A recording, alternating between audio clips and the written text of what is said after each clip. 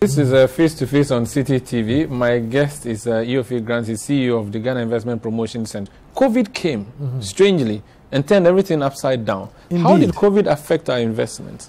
It's a very interesting but strange story.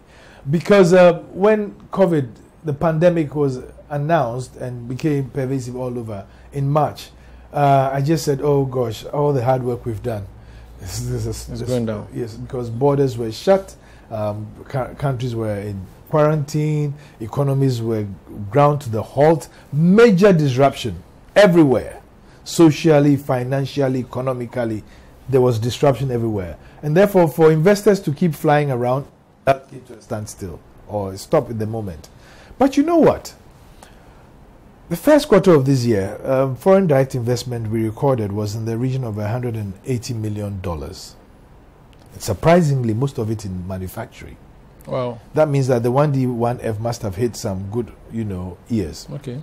And we expected that at the beginning of March to April, we were seeing almost nil activity, depressed activity in real terms. We're having phone calls, we're having conferences, but we're not seeing real activity. Surprisingly, at the end of June, when we put our numbers together, it was higher than the first quarter. Of last year? Of this year. Okay. So there was some little growth from first quarter to second quarter. Okay. And I dare say so we are not stagnant. We are growing, and it's going up. Yes. And I dare say that had it not been COVID, I am sure by now the flurry of activity that would have come us with investment money and investment interest in Ghana would have probably been overwhelming.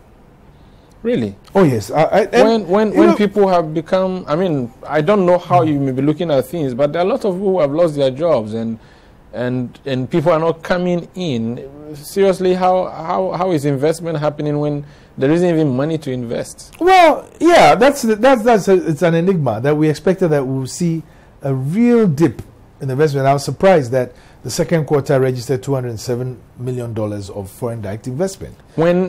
What was the target? Well, we didn't have a target per se. We have an annual target because sometimes. So the annual target is how much? 10 million. And you have 10 billion. And you have 270 million in 1 quarter. 207 in 1 quarter. You see, you don't look at it in terms of quarters. For example, if I go and speak to an investor in January, he's not just going to pick his bag and load it with cash and come to Ghana. He wants to do his due diligence. He wants to see the opportunity, interrogate the opportunity, then he might make an investment decision. He will probably send a team ahead to come and have a look, do their own due diligence independently to tell him that, yes, this is a place for you to go. What they were saying was right. Then they'll do their business plan, which could take 6 months. Okay. So by the time he decides that, okay, we are going there, it may be even 12 months or more.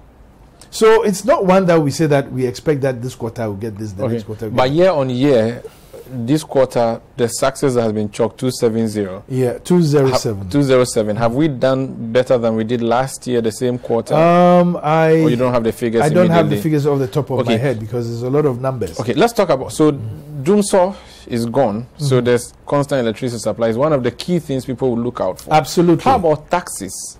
Taxes have... Because you need so much money. This is a government that needs money to do a lot of things. That's the thing about economics. There are many ways in which you can look at a country in terms of its economic development. Some may decide that, well, yes, if we know that we have the business opportunity, let's just borrow to fund growth.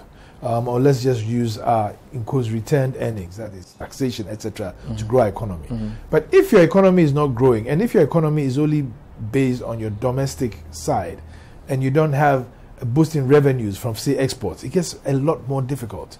Then you might either have to fall on investments or you fall on debt, on borrowings.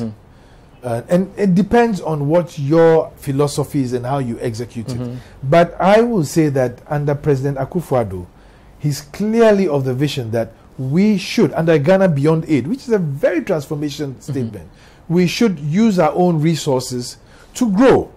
We partner with investment money and we will create linkages with the global value chains and economies to grow our economy. You're not going to get it in one day. But as you create more opportunities for investment, you create more businesses. As you create more businesses, you create more opportunities and more jobs. When you create more jobs and you create more businesses, you get opportunity for more taxes. What about the issue of rent? High cost of rent is clearly a problem for an investor who wants to come in here. And yes, it is indeed. It is indeed. And we are trying to rationalize that because there are many inputs into rent and even cost of construction here.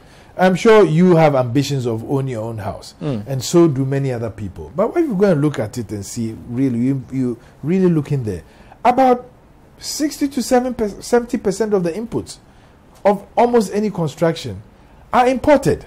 We don't manufacture doors, we don't manufacture window sills, we don't manufacture doorknobs, we don't manufacture light bulbs and fittings, etc. And that is why a policy like the 1D1F is extremely important. You seem really to love to harp on this 1D1F, but it is the beginnings of an industrial nation. The number of nation. Factories you have are not many that are not really that much but, so far. But if you look, there for a party that probably yes. 1D, we should have had 216 districts. 260. Yes, we didn't say 16. We were going to do it It's now years. 65. It was a policy that says that at least each district must have a manufacturing facility or factory. We didn't say in 4 years we'll do all 270. But even having said that, I think at the rate at which we are going, there are over 300 proposals on the table. There are 170 that are in various stages of, development. Some are already working and producing, like Twyfords and this thing. They're still on the way to Dawinia, Twyfords and Cape Coast. There are quite a number of them all over the place already.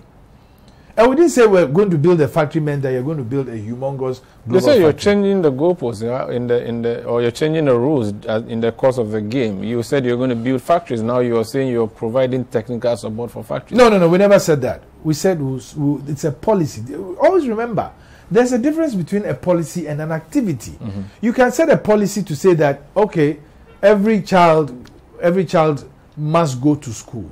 The funding structure is separate. It's a totally different thing. Okay. But the policy is that every child must go to school, period.